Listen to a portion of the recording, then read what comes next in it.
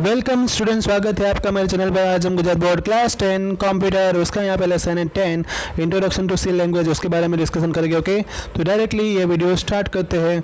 अगर आपको अच्छे से दिखाई दे रहा नहीं है तो आप हाई पिक्सल क्वालिटी जो होता है उसको आप सिलेक्ट कर लीजिए, जो उसमें आपकी क्वालिटी जो है पिक्चर की वो अच्छी दिखाई देगी और आप जो है यहाँ पर जो भी मैं बताना चाहता हूँ उसको अच्छे से समझ पाओगे। ओके, तो लेसन शुरू करते हैं। उससे पहले ये भी बता देता हूँ कि मैंने चैप्टर 1 to 9 के वीडियो जो है ऑलरेडी बना दिए है, तो आप उनको भी जाकर देख सकते हो चैनल पर, ठीक है।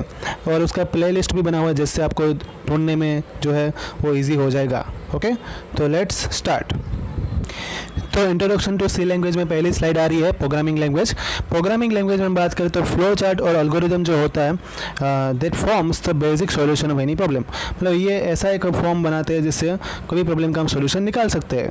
दिस फ्लो चार्ट, ये जो फ्लो चार्ट रहता है या तो एल्गोरिदम रहता है उसको हम प्रोग्राम में कन्वर्ट कर सकते हैं। जावा, कोबल, सी, ETC, ये सभी जो प्रोग्रामिंग लैंग्वेज है ये हमें उसके बारे में याद रखना है। और अभी हम जो पढ़ने वाले हो कौन सी है, सी, ठीक है। तो ये भी हमें याद रखना है। प्रोग्रामिंग लैंग्वेज जो है उसके अंदर set of pre defined rules, मतलब उसके खुद के रूल्स होते हैं। यही रूल जो है, यही क्या रूल्स है वो साथ में मिलकर क्या बनाते हैं, लैंग्वेज की सिंटैक्स जो है फॉर्म करते हैं। और लास्ट लाइन, हैंस इसलिए हम कह सकते हैं learning a programming language is only learning a new syntax of that particular language. मतलब इसलिए कोई भी प्रोग्रामिंग लैंग्वेज जो है उसको सीखना ज़रूरी है जिससे हम न्यू सिंटैक्स जो उसमें इस्तेमाल होने वाले है पर्टिकुलर लैंग्वेज में उसको सीख पाए, समझ पाए और उसको अप्लाई भी कर पाए। नेक्स्ट स्लाइड में जाते हैं। तो अब नेक्स्ट स्लाइड में आ रहा है ट्रांसलेटर, या तो उसको बोलते हैं कंपाइलर। कंपाइलर जो है वो क्या काम करता है, तो कंप्यूटर जो है हमें पहले ये बात पता होनी चाहिए कि कंप्यूटर ओनली 0 और 1, मतलब बाइनरी कोड वाली लैंग्वेज जो है बाइनरी लैंग्वेज उसी को वो समझता है। ये इट कैन नॉट रीड, वो समझ नहीं पाता किसको, वो प्रोग्रामिंग लैंग्वेज को डायरेक्टली वो समझ पाता नहीं है। तो अब क्या करें, तो सीधी बात है कि जो भी हम कंप्यूटर को जो समझ में आता है वही हमें बोलना पड़ता है। जैसे हम बच्चे होते हैं तो हमें बच्चों वाली भाषा बोलनी पड़ती है, वैसे ही यहाँ पे कंप्यूटर भी डायरेक्टली अपनी प्रोग्रामिंग लैंग्वेज जो है उसको समझ पाएगा नहीं। इसलिए जो सॉफ्टवेयर जो हम इस्तेमाल करने वाले, जैसे कंप्यूटर हमारी लैंग्वेज को, मतलब प्रोग्रामिंग लैंग्वेज को समझ पाए, उसी को बोलते हैं ट्रांसलेटर। और ट्रांसलेटर को क्या बोलते हैं, दूसरा नाम कंपाइलर। मतलब ट्रांसलेटर बोलो या कंपाइलर बोलो दोनों एक ही बात है, ठीक है। ये क्या करते हैं, तो ये प्रोग्राम को जो मतलब प्रोग्रामिंग लैंग्वेज है, प्रोग्राम की प्रोग्रामिंग लैंग्वेज, उसको वो बाइनरी लैंग्वेज में, बाइनरी कोड में कन्वर्ट कर देंगे। इसी को हमने बोला यहाँ पे कंपाइलर। तो इसको याद कर लेना है। नेक्स्ट स्लाइड में आ रहा है हिस्ट्री ऑफ सी लैंग्वेज। तो हिस्ट्री कहाँ से शुरू हुई थी उसके बारे में यहाँ पे बात करेंगे।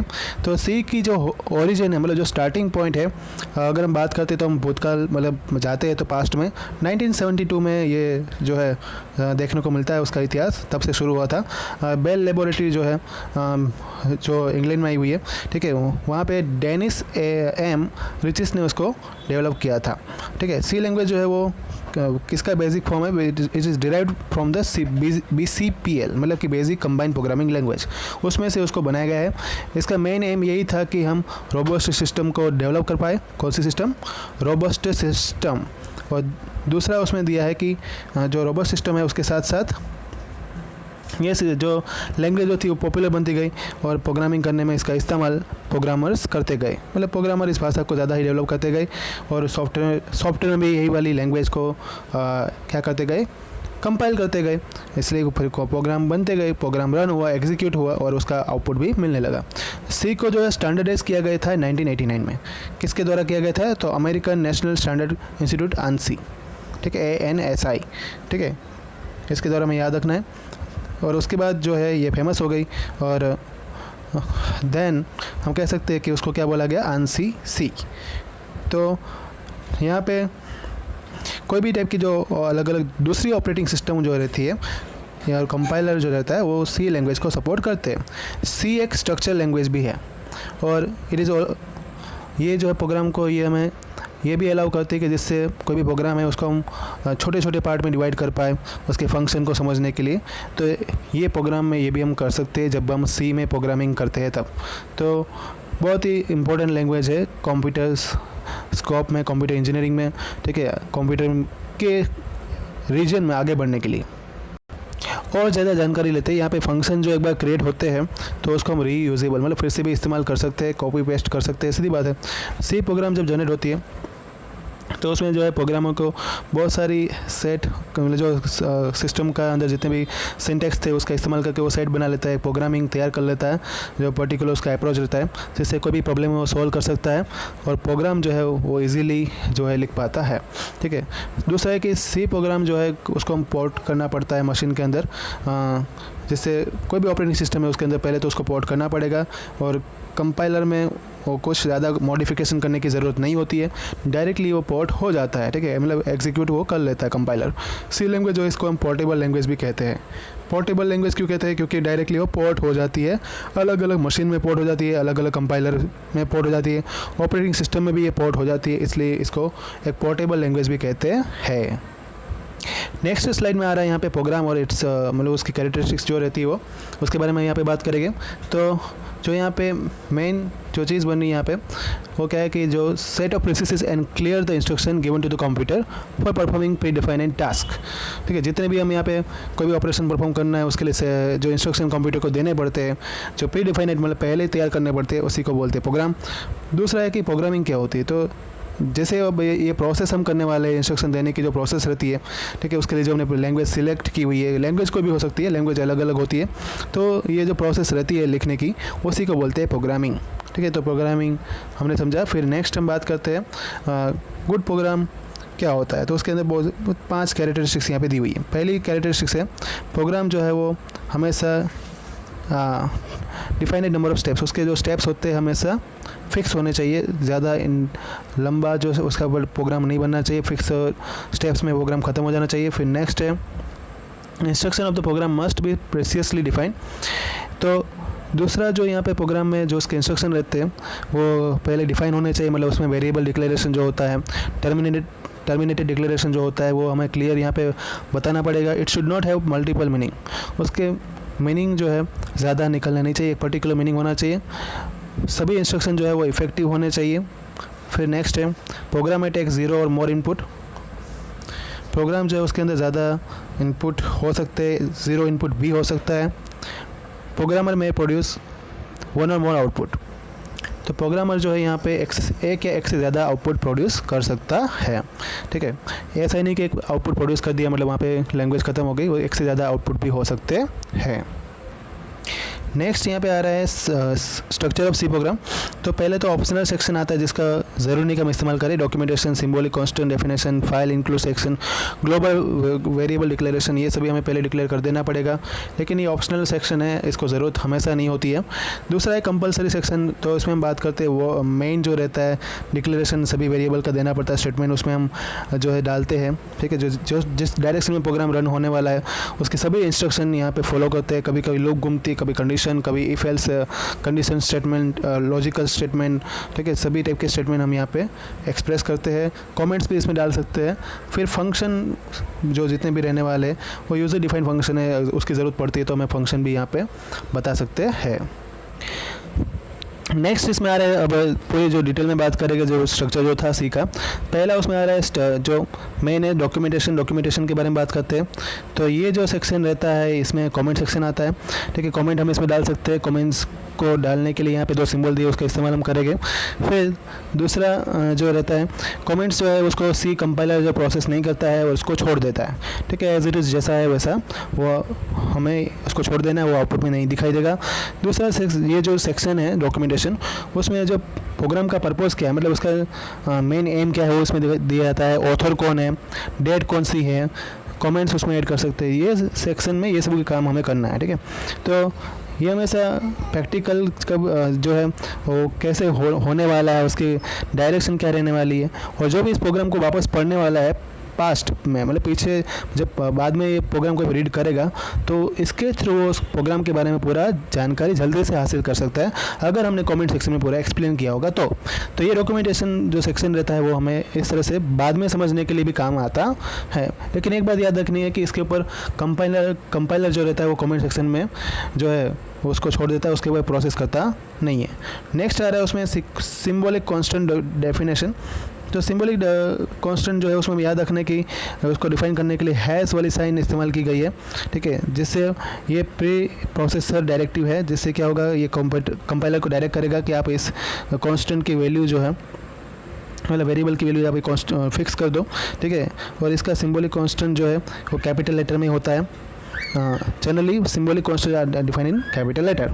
फॉर एग्जांपल यहाँ पे एक एग्जांपल भी लिया हुआ है कि अगर पाई 3.14 लिखा है तो उसका मतलब, और आगे हैश डाला हुआ है, तो पाई की वैल्यू प्रोग्राम जो है कितनी लेने वाला है, जो है वो 3.14 लेगा। ओके, तो ये बात हमें याद रखनी है।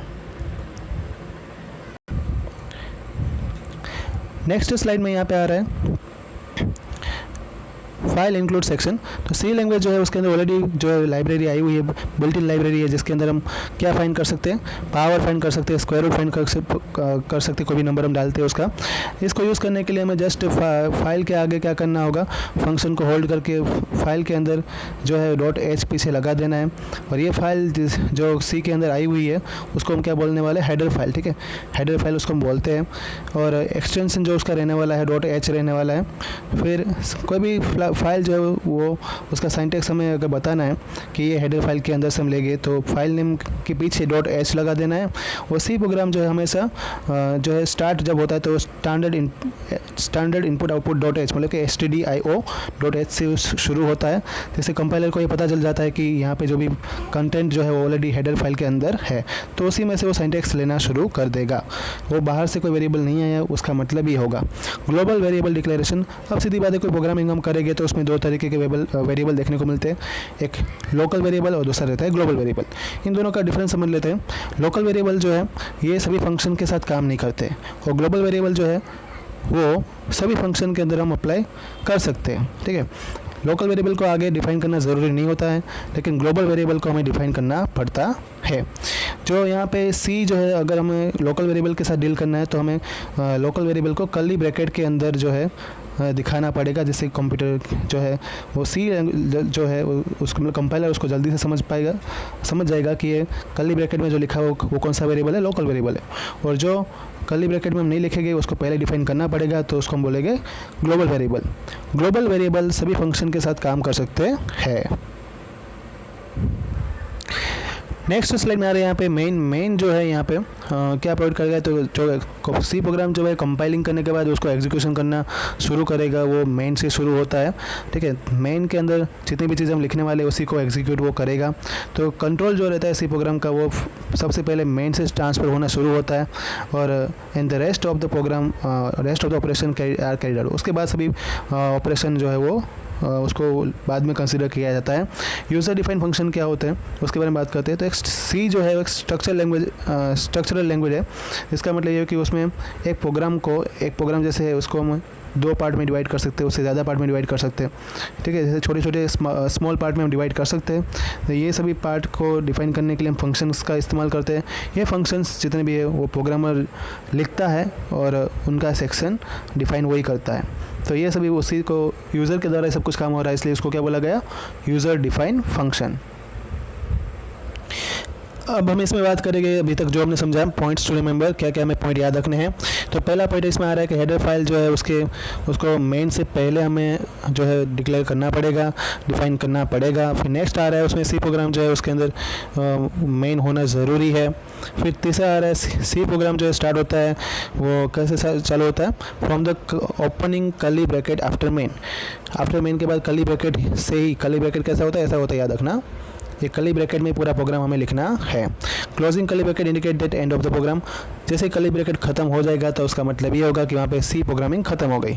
टू फंक्शन जो है अगर दो फंक्शन ऐसे रहते हैं जिसके नाम सेम है तो सी जो है उसमें अलाउ नहीं है। सी उसको अल्फ़ाबेट्स कंसिडर कर लेगा, उसको ऊपर प्रोग्राम ऑपरेशन अप्लाई नहीं करेगा। सी प्रोग्राम जो है उसके अंदर लोअर केस अल्फ़ाबेट में ही लिखाया जाता है नॉर्मली, अपर केस में लिखना ज़रूरी नहीं है। आइडेंटिफायर केस सेंसिटिव होते हैं, इसलिए याद रखना है मतलब कि अपर केस और लोअर केस को अलग अलग वो कंसीडर करता है, ये सेम कंसीडर करता नहीं है। स्टेटमेंट जो है वो मोस्टली स्टार्ट जो है मेन से होता है और सेमी कोलन से वो एंड होता है। फिर नेक्स्ट है कम से कम एक ब्लैंक्स छोड़ना ज़रूरी है between the two words of C program. C program के बीच में अगर हम एक स्पेस नहीं छोड़ेंगे, ब्लैंक स्पेस, तो फिर वो दोनों को साथ में कंसीडर करेगा, वेरिएबल बना देगा, इसलिए स्पेस छोड़ना ज़रूरी है। कमेंट्स जो है उसको हम बीच में जो है ब्लैंक स्पेस में इंसर्ट करवा सकते हैं। और लास्ट जो है कि every opening curly bracket should have a corresponding closing curly bracket. अगर मानो कि बीच में कर्ली ब्रैकेट डालना पड़ा तो उसके लिए आपको फिर से क्लोजिंग कर्ली ब्रैकेट डालना पड़ेगा। ओके, तो यहाँ पे जो है पार्ट 1 जो था चैप्टर 10 का वो यहाँ पे ख़त्म होता है। ठीक है, नेक्स्ट पार्ट जो है आपको मैं नोटिफाई करूँगा। तब तक के लिए चैप्टर 1 to 9 और ये पार्ट 1 जो है चैप्टर 10 का उसको देखना, रिवाइज करना मत भूलना, लाइक करना, सब्सक्राइब करना। Thank you all.